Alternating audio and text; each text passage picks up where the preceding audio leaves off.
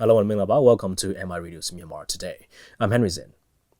Bill on Prevention and Control of Communicable Diseases submitted to Pyithu Hluttaw. For smoother transportation and convenience of commuters, e-ticketing systems and the upgrade of the railways are being planned. A story coverage on China beefing up aid to Africa. Stock markets have been quiet and cold because of the impact of COVID-19. Yangon Stock Exchange advises companies to make better disclosure. All of that coming up later, but for now, let's take a look at what's happening in local news. Union Minister for Hotels and Tourism, Wu Man, held a video conference in Naypyidaw with Chinese tour operators based in Yangon region and Mandalay region on Monday. The meeting focused on preparing the Myanmar travel industry for the period after the COVID-19 pandemic and to discuss the implementation of the State Councillor's guideline for quality rather than quantity. The Union Minister said there was an insufficient number of Chinese-speaking tour guides, which resulted in a majority of Chinese tourists who only spoke their native tongue, failing to properly understand the do's and don'ts when visiting Myanmar. He said this resulted in local residents of tourism destinations to misunderstand the behaviors of Chinese tourists and have spread through social media. He also highlighted the incident on 5th of February, where 2 Chinese tourists were penalized under the Protection and Preservation of Ancient Monuments law. The Union Minister said visa on arrival, e-visa, and leisure visa have all been suspended due to the spread of COVID-19, and there have been no Chinese tourists entering the nation as a result, but will resume once travel channels reopen when the virus is contained. The relief flight of AirAsia Philippines landed at Yangon International Airport on Monday, carrying 81 Myanmar citizens who were stranded in the Philippines due to the suspension of international flights. On arrival at the airport at 10:25 a.m., officials from the Ministry of Labour, Immigration and Population, the Ministry of Health and Sports, and the Yangon Region government helped with their 21-day quarantine period at the designated places and the respective hotels in line with the regulations of immigration and medical checks. As per the directives of National Level Central Committee on Prevention, Control and Treatment of Coronavirus Disease, and in coordination with the Myanmar embassies in respective countries and other relevant ministries in Myanmar, the Ministry of Foreign Affairs arranged relief flights to repatriate its citizens from Japan, the Republic of Korea, Thailand, Bangladesh, Singapore, the United States, the United Kingdom, Indonesia, Malaysia, the United Arab Emirates, Qatar, Italy, Vietnam, and the Philippines. A total of 2,072 Myanmar citizens have arrived back from these countries by the relief flights. The Department of Meteorology and Hydrology released a report issued on Monday afternoon, and the Emergency Management Center of the Ministry of Social Welfare, Relief and Resettlement also published its finding on this weather situation. The reports have forecasted that the extremely severe cyclonic storm Amphan over the West Central Bay and adjoining the South Bay of Bengal is expected to cross India, West Bengal and coastal areas of Bangladesh without heading to Myanmar at present. Although the Amphan is not forecasted to move to Myanmar, scattered to fair rainfalls are possible across the country from 18 to the 21st of May. It is also expected that the wind speeds may vary from 30 to 35 miles per hour in Sagaing, Monua, Shuibo, Yeu, Gambalu townships in lower parts of Sagaing region and in Pakoku, So, Gangor, Baut, Tilin, Chautu, Chao, Myain and Yezajo townships in the upper parts of Magwe. From 40 to 45 miles per hour in Sittwe, Mimbya, Mrau, Yedadao, Chauto, Pulidao and Maungdaw townships of Rakhine region and in Falam and Tidim townships of Chin State.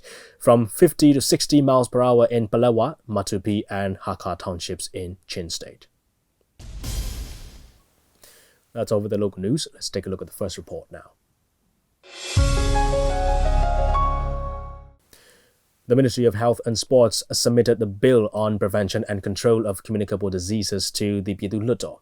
During the outbreak of COVID-19 disease, the law on prevention and control of communicable diseases plays an important role. The law was decided to amend based on the facts of the newly discovered communicable and epidemic-prone diseases. Thomas Wilson has more. Pyithu Hluttaw started the first day of the 16th regular session on the 18th of May. In the meeting, the Ministry of Health and Sports submitted the Bill on Prevention and Control of Communicable Diseases to the Pyithu Hluttaw. Because of the COVID-19 disease, the law on prevention and control of communicable diseases is playing an important role at present. The current law on prevention and control of communicable diseases was firstly enacted in 1995 and was edited in 2011. It includes 9 chapters and 22 sections.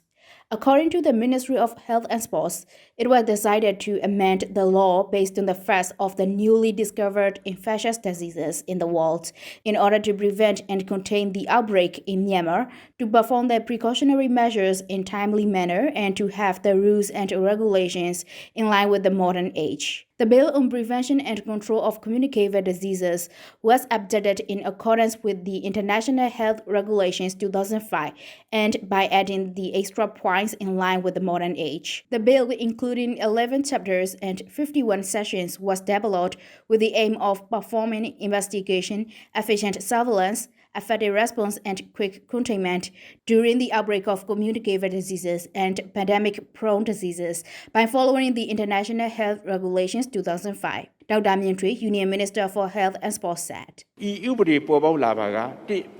ကူးစက်ရောဂါဖြစ်ပွားပြန့်နှံ့မှုနှင့်ကူးစက်ရောဂါကန့်အသွင်ဖြစ်ပွားမှုကိုလျင်မြန်စွာထိန်းချုပ်ဆောင်ရွက်နိုင်ခြင်း If the bill can be amended and enacted, we can make sure the quick containment of the outbreak of communicable diseases and epidemic-prone diseases, the smoother performance and management for the investigation, surveillance, response, and containment of the communicable diseases, and the effective collaboration with the international organizations and respective organizations in case of public health emergency of international concern, and the public health standard will be improved, and the rate of communicable diseases will be dropped. So the Pyithu Hluttaw is requested to discuss the bill on prevention and control of the communicable diseases. Then, the Pyithu Hluttaw Bill Committee also presented the report on the Bill on Prevention and Control of Communicable Diseases. Dr. Pyithu Hluttaw, member of the Pyithu Hluttaw Bill Committee, presented. ကျန်းမာရေးနဲ့အားကစားဝန်ကြီးဌာနသည်ကူးစက်ရောဂါကာကွယ်နှိမ်နင်းရေးဥပဒေကြမ်းကိုအောက်ဖော်ပြပါရွေးချက်များပေါ်အခြေခံ၍ရေးဆွဲလာခြင်းဖြစ်ကြောင်းလေ့လာတွေ့ရှိရပါတယ် The Bill Committee has found out the Ministry of Health and Sports submitted the Bill on Prevention and Control of Communicable Disease with the following aims: to contain the outbreak of communicable diseases and epidemic-prone diseases, to have better investigation, surveillance, response to the outbreak, and to perform the measures according to the International Health Regulations 2005. The Pyithu Hluttaw Bill Committee held the meeting with the responsible persons from the Citizens Fundamental Rights Committee of the Pyithu Hluttaw, Health and Sports Promotion Committee of the Pyithu Hluttaw, the Ministry of Health and Sports, and the Office of Union Attorney General. The findings and the corrections are already distributed to the Hluttaw representatives. The Speaker of the Pyithu Hluttaw called for the Hluttaw representatives who want to discuss the bill to submit the name not later than the 20th of May. At present, the communicable disease COVID-19 is identified as the global pandemic, with nearly 5 million confirmed cases and over 300,000 deaths worldwide. In Myanmar, prevention, control, and treatment of COVID-19 are being currently carried out in effective and speedy manners, and till 18 May, there are 188 confirmed cases within the country. That's all for now. This is Dora Susan from MI Radio. That's a report on the bill submitted to Pyithu Hluttaw on prevention and control of communicable diseases. All right, we'll move on to the next report. The improvements of the Myanmar railways are expected to be completed by December this year because of the difficulties encountered in the course of the global pandemic COVID-19. After the completion of the improvement of the Myanmar railways, the hour of one circular run can be reduced to 1 hour and 50 minutes from the current 2 hours and 50 minutes. In addition to rail service provided by RBE coaches, plans are being made for ensuring the smooth and secure transport of the passengers. After upgrading the railroads, stations, as well as renovation of the level crossing, the railway signal system will be upgraded and better services are going to be provided to the passengers. Here's a report. Myanmar Railways has been upgrading railway infrastructure and plans are underway to change ticketing system into e-ticketing to ensure better rail transport service in Myanmar. Measures to upgrade Yangon Circular Railway and Phase 1 and Phase 2 projects of Yangon-Mandalay Railway are being currently carried out. The first railway section, covering 166 miles from Yangon to Daegu, is expected to be complete in 2023, and now it has been under implementation since 1st October in 2019. The existing railroads with concrete slabbers and paving stones, Yangon-Daegu Road, are being cleaned and old bridges are being replaced with new ones of the iron frames as planned. Ujjaw Myolwin is the Regional Assistant Manager, Number 7 Division of Yangon, under Myanmar Railways, and he is also the responsible person for the Yangon-Mandalay Railways and Yangon Circular Railway upgrading project on behalf of Myanmar Railway Headquarters. Ujjaw Myolwin, Regional Assistant Manager, Operation, Number 7 Division, Yangon, under Myanmar Railway, said. လမ်းပိုင်းအဆင့်မြင့်တာကျွန်တော်တို့အခုလက်ရှိမှာလမ်းပိုင်းနှစ်ခုလုံးနေတာပေါ့နော်တစ်ခုကတော့ကျွန်တော်တို့ကြည့်မြင်နိုင်ဖျားလမ်းအပိုင်းပေါ့အဲ့ဒီပိုင်းကတော့ There are two sections in upgrading Yangon Circular Railways. One of them is Jiminai Payalan Railway section, and that part is near to finish. But it had to be repaired because of the flow of rainwater into railway areas. Our original plan was to work with local authorities to prevent water from entering into the railway area. The design has to be modified and they have to retain the walls to prevent from falling down. We have used more machines with few workers to control the processes. In some places, we have to ask for the permission from local regional government to work at night. But we have to use a large number of workers to remove the old railway lines on Pyithu Hluttaw railway section. So at this time there was little impact on the supervision of the workers, but it is not enough to stop the projects. There will be some delays in the completion of the project. While there is slightly delay in upgrading processes of City Circular Railway due to some restrictions on COVID-19, there are no significant delays caused by COVID-19 in supervising the areas of Yangon-Daegu Railroad section with the help of machines. Usolin, Deputy General Manager, Traffic, Number 7 Division Yangon, under Myanmar Railway, said. ရန်ကုန်မြို့ပတ်လမ်းပိုင်းပေါ့နော်ဒါယထာအစီအမံတင်မှုလုပ်ငန်းတွေကိုဆောင်ရွက်နေတယ်အနောက်ချမ်းမှာတော့ A1 ကုမ္ပဏီအရှေ့ချမ်းကတော့ကျွန်တော်တို့ကဒီရွှေတောင်ကုမ္ပဏီနဲ့ပေါ့နော် The upgrading project for the Yangon City Circular Railway was divided into East-West Yangon. The western part of Yangon is being implemented working with A1 company and the eastern part with Shuidong company. In the wake of COVID-19, the workers from the company don't keep on working, so the projects are expected to complete it a little later than scheduled. So e-ticketing project for Yangon-Mandalay Railroad is being cooperated with JICA. After then, the e-ticketing system is going to be introduced for 7 major stations: Yangon, Bago, Daegu, Yamana, Naypyidaw, Tasee, and Mandalay. The speed by highway buses is limited less than 100 kilometers for traveling to Yangon and Mandalay, but Myanmar Railways will be able to operate at high speed for up to 8 hours for Yangon-Mandalay travel after upgrading. The improvements of the Myanmar Railways are expected to be completed by December 2020 because of the difficulties encountered in the course of the global pandemic, COVID-19. After the completion of this improvement of Myanmar Railway, the hour of one circular run can be reduced 1 hour and 50 minutes from current 2 hours 50 minutes. In addition to rail service provided by RBE coaches, plans are being made for ensuring smooth and secure transport of the passengers. After upgrading the railroads station as well as renovation of the level crossings, the railway signal system is being upgraded and better service are going to be provided to the passengers. This is news reporting from Myanmar Radio. I am Pyithu Hluttaw. That's a report on e-ticketing systems and the upgrade of the railway that are being planned. Stay with us, we're going to bring you more reports on Myanmar Today.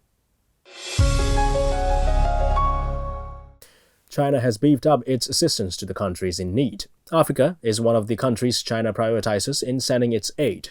China's boost in assistance rendering to the countries in need further strengthens its friendship with the international community. Chinese government also called on international support to help Africa in its fight against the pandemic. Akachor has more. Chinese President Xi Jinping is urging the international community to step up its support for Africa's fight against COVID-19 and get behind the G20 initiative to suspend debt repayments to the world's poorest countries. The Africa Center for Disease Control and Prevention, Africa CDC, on Saturday commended its Chinese counterpart, the Chinese Center for Disease Control and Prevention, China CDC, for its latest donation of medical supplies. The Africa CDC, a specialized healthcare agency of the 55-member African Union, commended its Chinese counterpart after the China CDC on late Friday donated 10,000 face masks to help support Africa CDC's fight against the spread of the COVID-19 across the African continent. Mazaji Newin, China Media Group CRI Myanmar Department said, လက်ရှိချိန်ထိကတော့ဒီ virus ကကမ္ဘာနိုင်ငံအများစုမှာကူးစက်ပြန့်ပွားနေစေအခြေအနေဖြစ်ပါတယ်။တရုတ်ပြည်မှာဒီ virus ကူးစက်မှုဖြစ်ပွားကစားကပေါ့နော်ကမ္ဘာနိုင်ငံများစွာကအားပေးကူညီခဲ့ကြပါတယ်။ဒါကိုကျေးဇူးတုံ့ပြန်တဲ့အနေနဲ့ဒီတရုတ်နိုင်ငံကထောက်ပံ့ကူညီမှုတွေကိုစက်တိုက်ပြုလုပ်နေပါတယ်။အထူးသဖြင့်ကတော့ဒီအာဖရိကရဲ့ပေါ့နော် COVID နေနေရေးကိုအခုလက်ရှိမှာနိုင်ငံတကာအနေနဲ့အကူအညီတွေပို့ပေးဖို့ဆိုပြီးတော့တရုတ်နိုင်ငံကတောင်းဆိုခဲ့တယ်လို့သိရပါတယ် It's the largest medical team Beijing has sent abroad to combat COVID-19. Chinese experts are now on day 2 of their mission in Algeria. Egypt on Saturday received a new batch of the medical aid from China to help fight against the COVID-19. The third batch of the medical supplies, weighing over 35 tons, arrived at Cairo International Airport as the North African country's tally of COVID-19 cases hit 11,719, with 491 new cases. အခုဆိုရင်တော့တရုတ်နိုင်ငံကဒီအာဖရိကနိုင်ငံတွေကိုပေါ့ထောက်ပံ့ကူညီမှုတွေကိုဆက်လက်တိုးမြှင့်ထားပါတယ်။အခုချိန်မှာအာဖရိကနိုင်ငံတွေဖြစ်တဲ့ဒီဇင်ဘာဘွေကိုလည်းဒီစေပညာရှင်အဖွဲ့တွေကိုစေလွတ်တဲ့အပြင်ကိုစေကူတာရေးကာကွယ်ပစ္စည်းတွေဖြစ်တဲ့ဒီအသက်ရှူဆက်တို့တိုင်းတာဆေးတို့နှာခေါင်းဆေးတို့ပေါ့နော်။နောက်ကာကွယ်ရေးဝတ်စုံတွေကိုတခါတည်းတပါးလေးယူဆောင်သွားတယ်။နောက်ယောဂတိုက်ဖြတ်ရေးအတွေ့အကြုံတွေကိုလည်းမျှဝေတယ်။ဒီဇင်ဘာဘွေအစိုးရနဲ့ပြည်သူတွေကိုလည်းအားပေးတယ်ပေါ့နော်။တရုတ်အစိုးရကနေပြီးတော့နောက်ပြီးတော့ဒီအာဖရိကနိုင်ငံဖြစ်တဲ့ Algeria နိုင်ငံရဲ့ဒီကိုဗစ်တိုက်ဖြတ်ရေးလုပ်ငန်းကိုလည်းကူညီဖို့အတွက်ဆိုပြီးတော့ဒီမကာအိုပေါ့နော်တရုတ်နိုင်ငံတကာရေးပေါ်စေကူတာရေးအဖွဲ့ကိုစေလွတ်တယ်။နောက်ဂျီဘူတီကိုလည်းစေလွတ်တဲ့ဒီကိုဗစ် -19 ရောဂါတိုက်ဖျက်ရေးပေါ့နော်တရုတ်စေပညာရှင်တွေအဖွဲ့အားဆိုလို့ရှိရင်လည်းဒီအာဖရိကရဲ့ဒီချီးကျူးမှုတွေကိုအများပြားရရှိထားပါတယ်။ China is working with the international community to ensure global health, to research and develop the treatment drug and equipment, and to develop vaccines. Confirmed COVID-19 cases have exceeded 4.7 million globally, with over 314,000 fatalities and more than 1.72 million recoveries, according to the latest count from Johns Hopkins University. The Chinese mainland has 82,954 COVID-19 cases, of which 1,704 were imported. Also, 448 asymptomatic patients are under medical observation. China's COVID-19 death toll stands at 4,645. The U.S. is leading the world in the number of both COVID-19 infections and deaths, totaling more than 1.48 million and over 89,000 respectively. The number of deaths in the U.S. is projected to exceed 100,000 by June 1st, according to the U.S. CDC director. The House of Representatives on Friday passed a $3 trillion HEROES Act stimulus bill. Russian COVID-19 cases surpassed 281,000, the second highest number of coronavirus infections in the world after the United States. Brazil overtakes Spain, and Brazil is the fourth worst hit nation in the world, with more than 240,000 cases. Spain's latest daily coronavirus death toll was below 100 for the first time in 2 months. This is Agajo reporting for Myanmar International Radio. Well, let's move on to the last report before we go to international news. Due to the long holiday period and the impact of COVID-19, yangon stock market went relatively down by an average of 10%. MR Radio reached out to YSX to further understand the COVID-19's impact on the market, foreign participation, and the advice the listed companies and the investors should be taken. Agajo will tell us more. The COVID-19 pandemic brings down the Myanmar stock price index, MYANPIX, from 480 earlier this year to 430 now.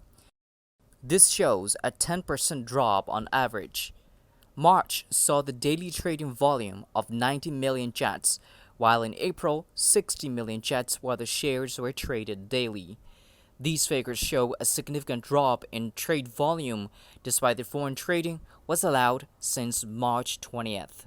Hluttaw, senior manager of Yangon Stock Exchange, advised the listed companies concerning the plans during the pandemic period.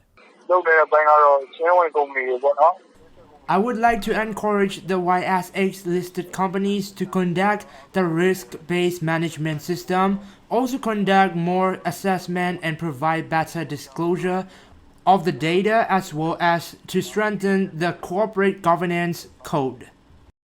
Due to the COVID-19, foreigner participation in Yangon stock market is relatively low. Till now, the foreign investors have bought over 2,600 shares from FMI and more than 10,300 shares from Tiliwa SEZ. In 2016, shares of only 3 companies were traded on stock exchange.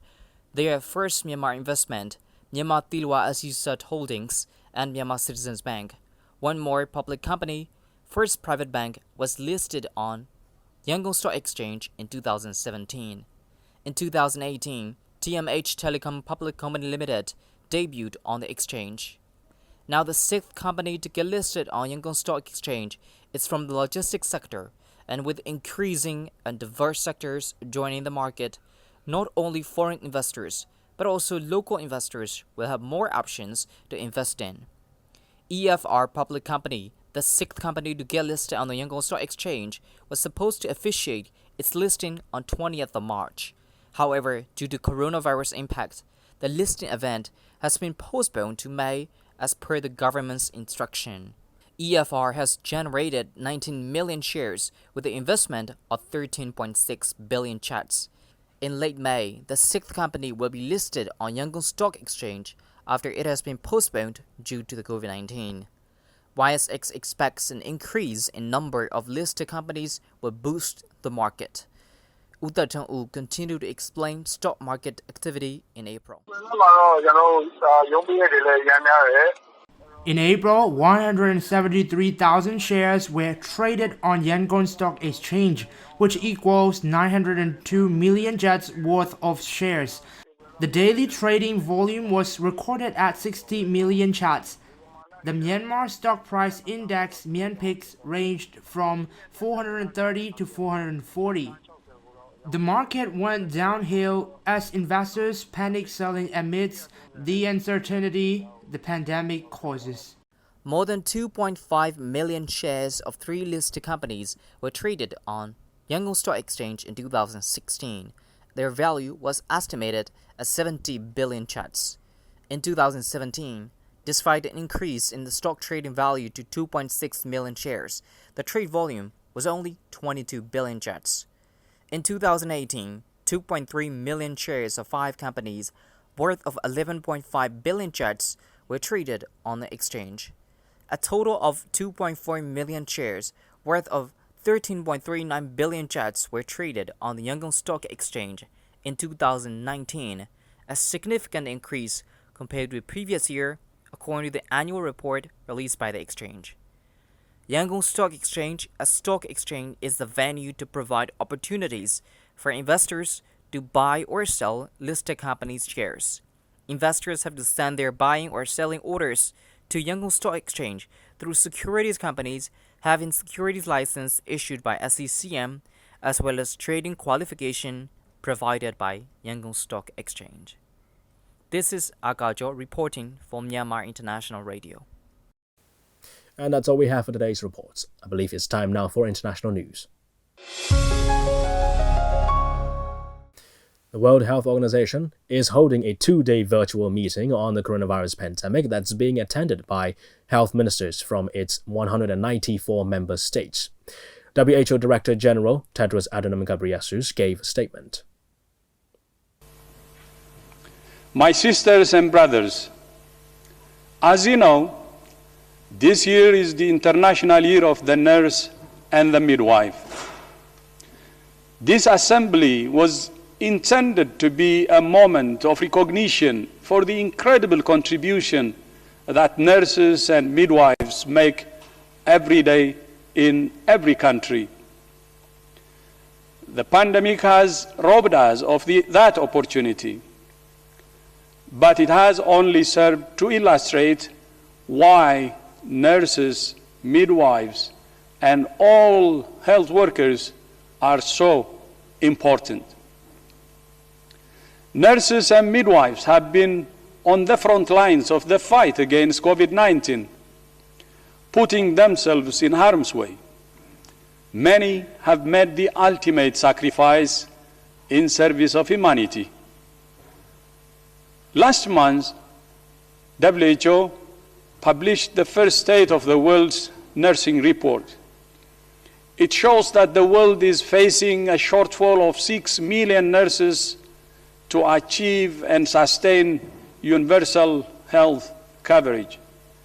But it also provides a roadmap for governments to invest in nursing, to fill that gap and progress towards universal health coverage, health for all. Now, more than ever, the world needs nurses and midwives. Please join me, wherever you are, in standing to show your appreciation for these true health heroes. The risk remains high, and we have a long road to travel. Over the past few months, we have learned an enormous amount about how to prevent infections and save lives.